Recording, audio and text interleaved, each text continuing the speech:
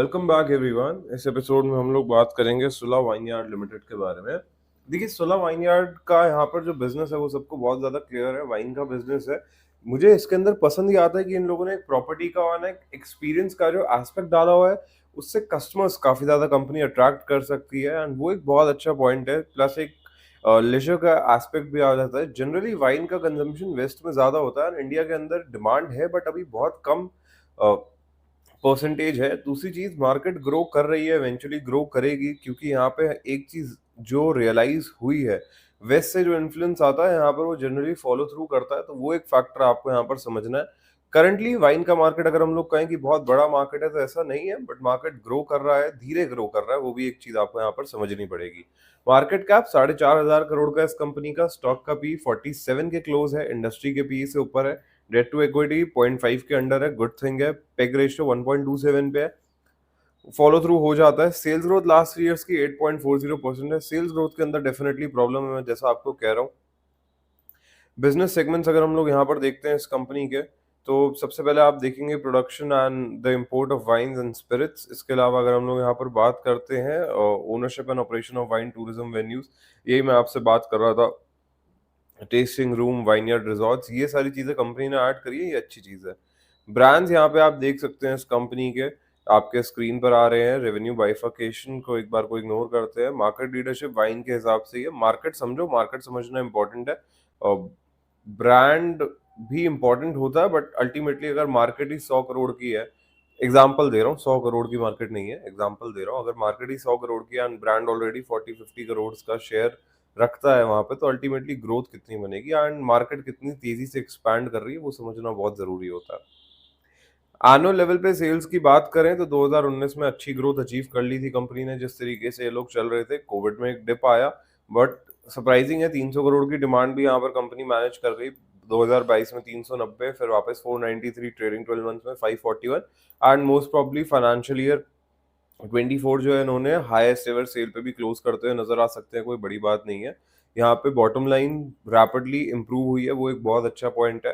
And इनका जो, जैसा मैं दोबारा थोड़ा सा मैं इस पे एम्फेसाइज इसलिए कर रहा हूँ बिकॉज वो इनका यूएसपी भी है, जो इन्होंने टेस्टिंग रूम्स एंड जो इन्होंने प्रॉपर्टी एक्सपीरियंस ऐड किया, वो काफी सारे जने नहीं करते हैं एंड वो एक बहुत ही बड़ा यूएसपी है इनके बिजनेस के लिए।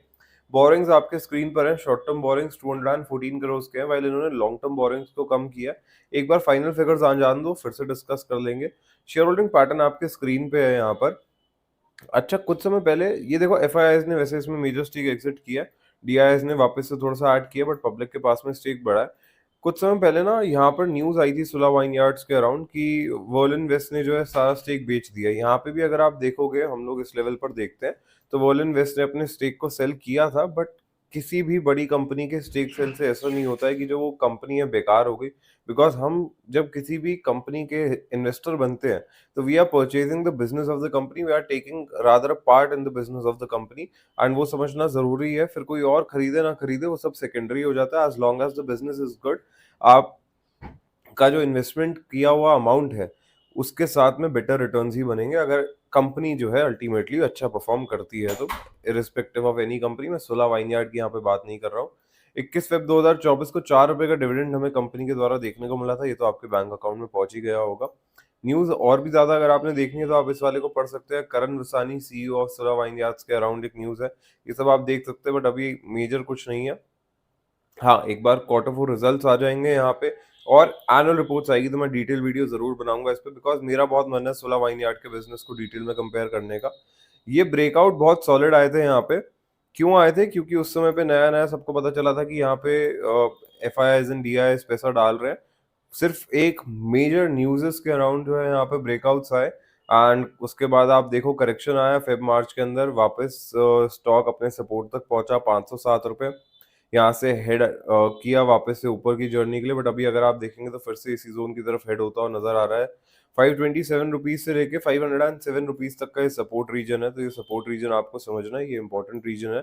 इसके नीचे अगर स्टॉक निकलता है तो फिर इस रीजन में हेड हो जाएगा, एंड ये मैं मार्क ही कर देता हूँ एक बार आपके लिए, इस रीजन की तरफ हेड हो जाएगा। जो एंड होता है 458.60 की तरफ। पॉसिबिलिटीज अभी कुछ नहीं कह सकते बिकॉज वॉल्यूम जो है वो नहीं ऐसे बता रहे हैं कि इतना वॉल्यूम नहीं बढ़ रहा है यहाँ पे कि ब्रेकडाउन इतना इस लेवल तक कंटिन्यू हो, बट वो एक फैक्टर समझना है। आपको यहाँ पर देखना ये है कि जब स्टॉक इस जोन के अंदर आता है तो वॉल्यूम्स कहाँ रहते हैं, डिलीवरी परसेंटेज कहाँ रहते हैं, एंड वो मैं आपके साथ में डेफिनेटली एक बार दोबारा डिस्कस कर लूंगा। But with that said, I really hope you guys enjoyed this episode. पसंद आया लाइक शेयर सब्सक्राइब जरूर करना, and I will see you guys in the next one.